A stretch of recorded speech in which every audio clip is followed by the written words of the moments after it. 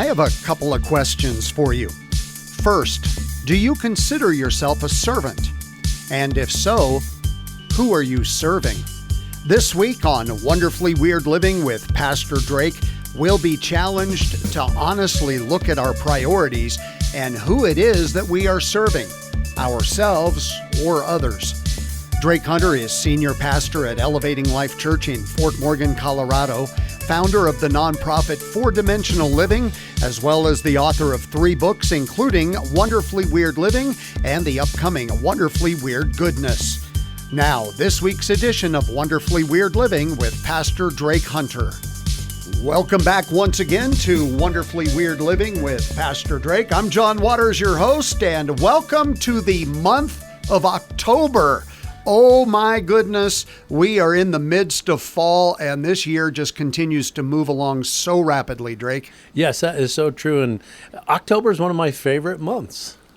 Well, and in the fall, of course, the weather's a little cooler, the Yes. beautiful colors and such. The only bad part about it is that it leads to wintertime, which means I have to shovel snow. Oh, that's true. It gets a little chilly as well. And so, yeah, I'll just share one of the reasons I just love October is, well, my mother had this beautiful little baby in October named Drake.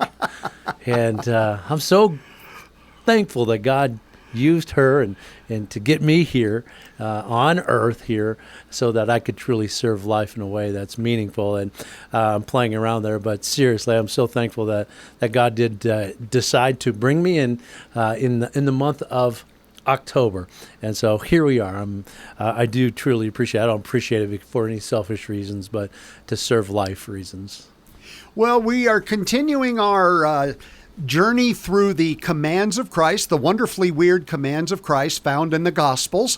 And this week, a very interesting one that I think all of us would like to think we're following, but are we really? And that is, be a servant of all. Yeah, good night. Yeah, and that's a good way to put it, John, is, we really have to stop and think and really see and face reality here. Are we truly following the principle that sits behind this teaching, and are we truly honoring it in the way it's designed? Because once we do, this is where life truly becomes successful, and we get to move forward with God and each other in a way that is so effective and, or can I say fruitful today, where we get to serve people with the fruit of God, both practically and spiritually speaking. Well, I know a question I have to ask myself many times is, surrounding this command is, am I being a servant all the time, or am I being a servant when it's convenient and advantageous for me? Yeah, in part or in the integrity of it. We have to be complete and full in this command. And once we do, John, once I figured out this command to be a servant and truly what it means to be that servant with God and each other, and we get to serve life in a way that brings us closer to God and each other and actually brings us closer to who we are meant to be. Boy, I tell you what, this is where satisfaction and a lot of the, let's say, ingredients of the fruit of God came together, and then I truly produced the fruit of the Spirit in the sense of truly understanding that it was being produced. And when that happens, then you have the fruit, and then you get to serve others with it. And there's nothing that is more fulfilling, and there's no better way to be effective in life. It's just absolutely amazing. Well, and as I'm sure you've heard, and I've used this, it's not about ability, it's about availability. Absolutely. And that's a perfect way to put it, use those 2 A words. Yeah. Well, as we prepare for the question to lead us in, Yes. We will be in the book of Matthew, chapter 20, beginning at verse 26, going through 28. So, Drake, as folks are turning there, give us the question to set the tone. Boy, I love this moment. I love questions. Ask, seek, and knock. And so here's the question today. Have you compressed your selfish activities to a minimum to have more time and energy to serve the Lord and others? A very radical question this morning. Wow. Yeah. Very interesting question, for Yes. sure. Well, let's look at where this command sits in Matthew chapter 20, verses 26 through 28, Drake. Now, John, most, I will say, are familiar with this verse, and it reads this way. Matthew 20, 26 through 28 reads, "Whoever wants to become great among you must be your servant." And verse 27, "And whoever wants to be first must be your slave." And then verse 28, "Just as the Son of Man did not come to be served, but to serve, and to give his life as a ransom for many." As I shared, John, very familiar, but do we get it? Well, let's lean into this to see what it means and how we can apply it better so we can become better together. Well, I think we kind of have a general idea, but Drake, let's talk about what this command is really about. Yeah, I'm going to throw something out here that maybe a lot of people haven't thought about in the sense of being a servant, because being a servant reflects if you're successful or not in the faith. Now, we need to understand this. What this command is about, to answer that question, is first and foremost, we need to know this. The enemy of success is comfort. Okay, not failure. And this command is about success in faith and life. Now, the sad part, John, about this is most Christians are not available for true servanthood due to the fear of failure. So what happens is they serve themselves first, or can I say serve themselves in their tombs or in their little fellowship, however you want to put that, their caves first, to ensure they are comfortable. Then, if there's anything left over, God and others get the rest, or they get their servanthood, if you will. And we can see the problem right up front. And we won't go there yet because we're talking about what this command is about. And so let's look, or let's hear the definition of servant. What is that definition? How do we define it? Well, it's so simple. We don't have to make it crazy, complicated, or anything. It just simply means a person who serves others. The key there being others. Others. Others, Lord, yes, others. Let this my motto be. Let me live for others that I may be more like thee. And that is a definition the secular system uses and we use in the sense of God's value. They both come together, and when the practical and the spiritual come together, that's where we know we're hitting the sweet spot. And so that is how we define it, a person who serves others. Now, John, I don't know about you, but when I think of a servant, I think of somebody who waits on tables or serves tables is a good way of thinking about servanthood. And oftentimes it's so sad, John, when I go out to eat and let's say on Sunday, oftentimes it's, the restaurant is filled with Christians from different denominations, and they come in and they treat their waitress or waiter subserviently. Can I put it that way? Right. And it's sad because we should honor that position, or should I say role and responsibility, higher than any other, because what a wonderful picture of what a true servant is. And when you get a good waitress or waiter, my goodness, that experience is just something that's just out of this world. It's enjoyable, it's fun, and it adds to the experience that just makes it a whole different reality. It is sad, though, sometimes the testimony that comes out of how people treat their servers. Yeah, that's exactly right. And I guess the challenge today, even with this thought, is, hey, let's make sure that we are the picture of God, because we know this, that, God himself, when he came to this reality of ours here on earth, he became the greatest servant of all. And of course, we give him honor and praise, but let's not forget, let's do the same to be that reflection of God, or the image of God, to those that we do connect with, so that we draw them into the faith rather than push them away. Now, in let's call it Bible speak, if Yes. you will, servant in the Greek is diakonos, which we get our That's word right. deacon from. That's right. Deacon, and then we can also use the word minister. we are all ministers of Christ. Now, John, you and I, we're not even officially full time in the sense of, we're bivocational in our ministry, but that doesn't matter, because if you call yourself a Christian, you are a minister of God's goodness. You are we can say, a deacon to His character and helping people come along and develop that practically and spiritually. And then, of course, we come together in the creativity of that we can truly love our enemies and truly become a reflection that people go, wow, there is something different in the sense of their servanthood, because not only are we serving God and each other, but we're serving all of life. And when they see that, there's something special about that. And of course, when it becomes mature and fruit is being produced both practically and spiritually, my goodness, it becomes then great. And so it's just, again, I just love being a servant and in the design, we can say, DNA of God. One of the interesting parts of that passage that you read earlier, Drake, is verse 26, where Jesus says, "Whoever wants to become great among you must be your servant." Talk about that a little bit. Of course, a great person in the Bible. We'll say outside of Jesus, when it comes to a servant, we can go to the Old Testament here to see. We want to see a picture of a good servant is Joseph. Joseph in the book of Genesis, and there's so much that. And John, I put this thought down here quickly in our notes, because I know you've been really leaning into Joseph. And good night, what a great picture of somebody who is similar to us, a broken human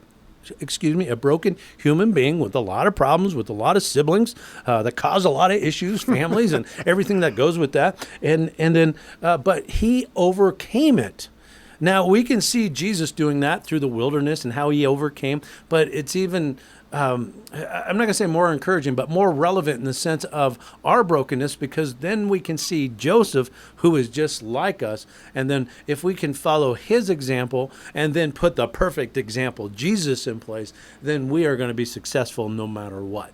And so Joseph is that character. So let's just kind of just have a little bit of discussion, John, because I know he's on your heart right now with some of your studies and what you're doing with that particular character in the Bible. Well, the thing that impresses me about Joseph and really catches me is from the time that his brothers sold him into slavery. Yes. From that point forward, as you read the story of Joseph, no matter what circumstances he's in, whether it's in the palace or in the prison, yes, he is serving other people and actively looking for opportunities to serve other people, not just waiting for it to come, right, but seeking out those opportunities and putting himself last, not even worried about his situation, but rather, with the baker and the wine taster that yes, were in prison with him, for example, where he is helping them to be restored to their positions,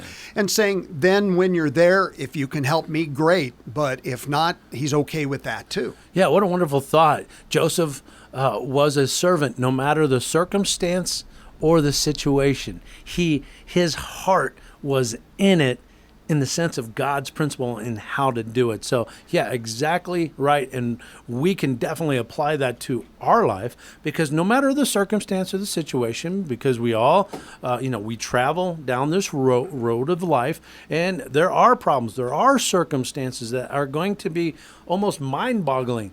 But we can never, ever step out of the will of God and decide to do it our way or not be available for God or with others. Mm-hmm. Joseph is just that picture. And we'll say it this way, that picture that gives, that shows that you can do it in a very dark environment. Yeah. That's what Egypt represents in the Bible, east of the Promised Land. Joseph is showing us that even in the darkest and even out of the reality of God's Promised Land, you can still be a servant no matter what. And wow, that is a great lesson to truly gain and apply it to our lives, so that then we can be successful in our faith, where in life that we are now being that reflection of God as we see Joseph being. I want to go back to a statement you made earlier, Drake, as we look at the problem here, the sin. You made the comment, the enemy of success is comfort, Oh, yes. not failure. So let's talk about that a little bit, that problem of comfort. You know, comfort is the enemy of success when it comes to being a servant of all. I mean, if we just think about that, that makes sense. Most people's goal in life, and I'll even bring it to the church, most Christians, their goal in life is to serve themselves and get comfortable and become comfortable with their time, money, and place they exist in their reality. Then they serve. Isn't this the opposite of God's value system? Mm-hmm. You know, the sad part is we've been duped now. We believe that we should take care of me, myself, and I first, and then we'll give a little bit more, or excuse me, we'll give after that fact. Whatever's left. Whatever's left. I call it a flea market mentality or goodwill mentality. Nothing wrong with those, but we've got to get out of the culture of let's say, flea market mentality for God, because Christians like, oh, I'll give after I use. I'll give money after I live. I'll give even money to God after I save and become responsible in my little area. And it's just backwards if you think about it. It is. I think it's good night, just off the top of my mind. Andy Stanley has a beautiful formula here. Most Christians live this way. They live life first, they save, then give. And his challenge is flip that upside down. No, in Christ's value system, if you call yourself a Christian, it is to give, save, and then live, which makes perfect sense when you think about it. And if we can turn that value system around with this command and, of course, all the other wonderfully worded commands, we will figure out what it truly means to live in the delight of the Lord, because these commands and these principles and all that are not here to oppress you. It's to lead you to freedom, but freedom with responsibility, and that's exactly what we're after. So, yeah, comfort is the enemy. How many people are not available for the Lord and for others because they're not comfortable with it? Oh my goodness, we can sit here all day and talk about story after story and excuse after excuse, and you'll see people rationalizing or living in denial with this and or blaming everything and everybody else why they're not available. Well, be careful with that, because that is one sign that says that, yeah, you got some work to do and some correction to do in this life. You are living with Christ and others. Unfortunately, I think too many of us think that the Great Commission says, stay inside the walls of the church and have a little fellowship instead of go out and make disciples. Yeah, absolutely. To reach people and then to draw them in, not to create a bigger tomb, but to truly draw them into God's freedom in the sense of His value system, where we're living out His purpose, where we have a vision that is just absolutely wonderful in the sense of becoming more of God's goodness and becoming more of His character through Jesus, and then bringing that together so that we can truly be creative in a way that reaches the world, that actually fulfills the great mission or commission, which says to go and make disciples. Go. Mm-hmm. It does not say stay and let's get comfortable in the walls or in our cave. It does not. If you're not doing that, and if you're building your own little kingdom, boy, you're out of the will of God. Mm-hmm. I can just be that straightforward, but with love and a caring attitude, of course, because we have to figure out this command here, how to be a servant properly in the value system of God, so that then we can truly make a great impact in our day and age, where we're drawing people into God's kingdom in the here and now. Let's talk about the symptoms of this problem of comfortability, Drake. This one might sting a little bit, because and it should. Mm-hmm. It's reality, but the symptoms of the problem of comfortability. Can you say it, John? Comfortability. Thank you. Some of these words are, I appreciate this partnership. Comfort are easy to spot. People live first for themselves. I need people to pause here and really think about, what are your priorities? Do you live first, then save and give, Christian? Or do you give, save, and then live? And you need to pause and reflect on that. And so we first, let's just be brutally honest. We live first for ourselves, then God. So they are accessible. Now check this out. This is a big, big, big symptom. These folks that give these signs, they are accessible when money is the motivator. Oh. You have many times used the picture of if we put it out that there's $1,000 under every chair at Elevating Life Church on Sunday mornings, I guarantee that every single chair would be full. That's exactly right. And we are completely missing the mark when it comes to how we, let's say, live out our priorities and how we are motivated. Because it's so sad. I watch some game shows. I watch people who receive money, and they absolutely go out of their mind if it's more than what their reality is, and they get a little bit more here and there. They just lose their mind. They're jumping for joy, and I get it. Money has God owns everything. But in God's system, it's revenue that's coming in so that then we can live out Acts chapter 4. And if you don't know that, go out there and read it. Because when we come together in the delight of the Lord, nobody in the faith ought to go hungry. Mm-hmm. There is nobody who is poor in that sense. We stay poor in our understanding, in our spirit, our attitude. But when we come together, as we see the church doing in Acts, it's a beautiful thing. And so let's turn things around here. Well, I don't want to I'm giving the solution. So that's a symptom. Another symptom really quick is worldly practices, habits, and influencers. Can I use this word? Trump moral, ethical, and principle living. Right. So what I mean there is we don't have a foundation with God's principles, standards, teachings, or any of that. We might have character, but character sits on the foundation. But if the foundation of principle is not there, you're missing the mark again, as Paul shared, and you're not on solid ground, as we read in Matthew chapter 7 that Jesus so creatively displayed in Matthew 7.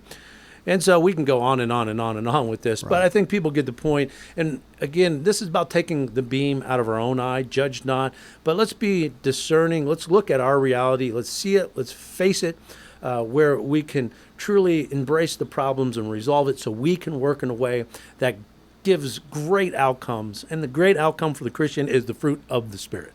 Amen to that. Well, let's go to the solution, Drake, before we run out of time. What is the solution to this problem of comfortability and learning to be a servant of all?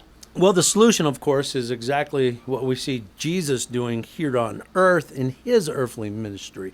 And we have to remember, Jesus had an earthly ministry to show us how to do it as we are on the earth. So we have to learn to be a servant as Jesus was a servant. Mm-hmm. And so Matthew 20:28 shares this thought, and this is our core, passage this morning, or this afternoon, whatever time you're listening to this. Just as the Son of Man did not come to be served, but to serve and to give his life as a ransom, a payment. That's a payment for many. We can go back to what we were talking about with the money.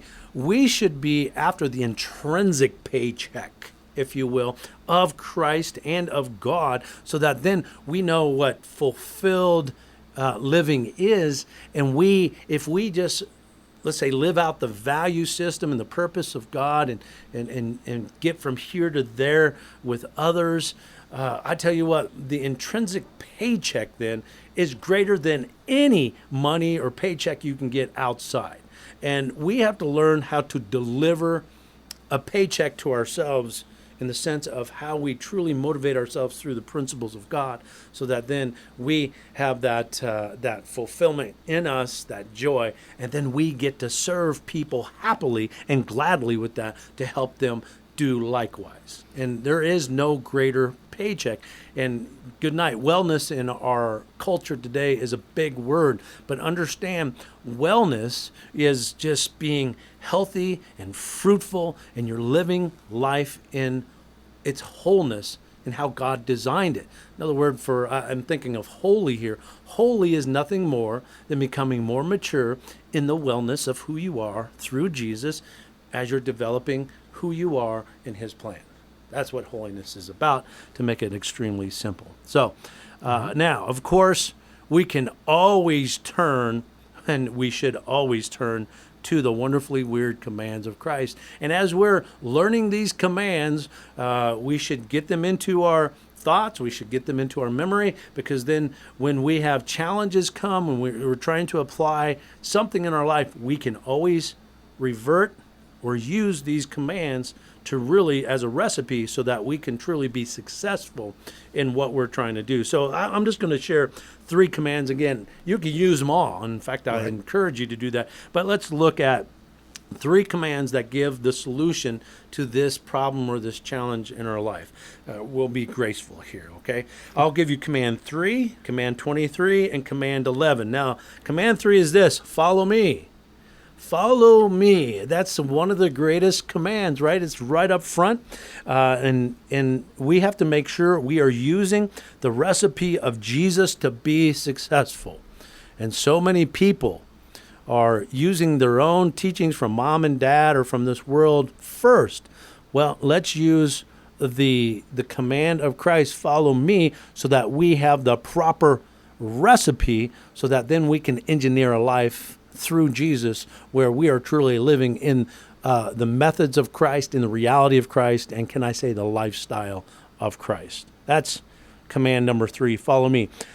Command number 23, be wise as serpents. All right. I love this command. Of course, we are commanded to be wise, not conventionally speaking, and not kind of flaky in the sense of, can I say, philosophy in our day and age, but to be whole in that, where we bring both the heavenly wisdom along with practical wisdom, combine those together so that then we are complete in our wisdom, and then we have divine wisdom. That's where I was going with that.